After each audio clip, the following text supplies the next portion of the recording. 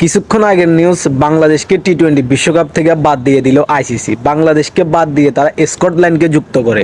বাংলাদেশের দাবি জানাইছে শুধু একটা, তারা ভারত না গিয়ে বিশ্বের যে কোনো দেশে গিয়ে তারা টি-20 বিশ্বকাপ খেলবে। তারা বাংলাদেশের সে দাবি মানলো না, অথচ বাংলাদেশের জায়গায় যদি পাকিস্তানের দাবি করতো তারা হেসে খুশে এ দাবি পালন করতো। অন্যান্য দেশ হইলেও হয়তো তারা হেসে খুশে এ দাবি পালন করতো, কিন্তু বাঙালিরা যখন এই দাবিটা করছে তখন তারা এ দাবি মানতে রাজি না। তাদের কথা হলো বাংলাদেশ ইন্ডিয়াতে গিয়ে বিশ্বকাপ টি-20 ম্যাচ খেলতে হবে।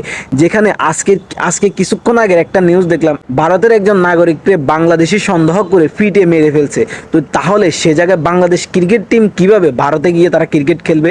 তারা আমাদের এই ভেন্যুটা চেঞ্জ করতে পারে নাই। তো দেখা যাক, ভারত তো আমাদের শত্রু, তারা সেটার প্রমাণ দিছে। এখন দেখা যাবে পাকিস্তানের ক্ষেত্রে, যে পাকিস্তান যদি আমাদের সত্যিকারের বন্ধু হয়।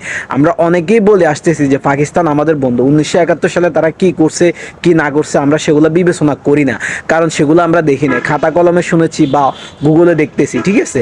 এখন বর্তমানে দেখা যাবে যেখানে বাংলাদেশ টি-20 বিশ্বকাপ বয়কট করছে, এখন পাকিস্তান যদি বাংলাদেশকে বন্ধু ভাবে তাহলে বন্ধুর টানে হলেও পাকিস্তান যেন টি-20 বিশ্বকাপ বয়কট করে। আর যদি পাকিস্তান টি-20 বিশ্বকাপ বয়কট করে, সে পাকিস্তানকে আমি হৃদয়ে ধারণ করব, হৃদয়ে লালন করব, কারণ তারা বন্ধুত্বের পরিচয় দিবে টি-20 বিশ্বকাপ বয়কট করে। আর যদি টি-20 বিশ্বকাপ পাকিস্তান বয়কট করে তাহলে বাংলাদেশও বয়কট করছে, তাহলে আইসিসির উপরে একটা চাপ সৃষ্টি হবে, তাহলে বাংলাদেশের যে দাবিটা তারা মানতে বাধ্য হবে।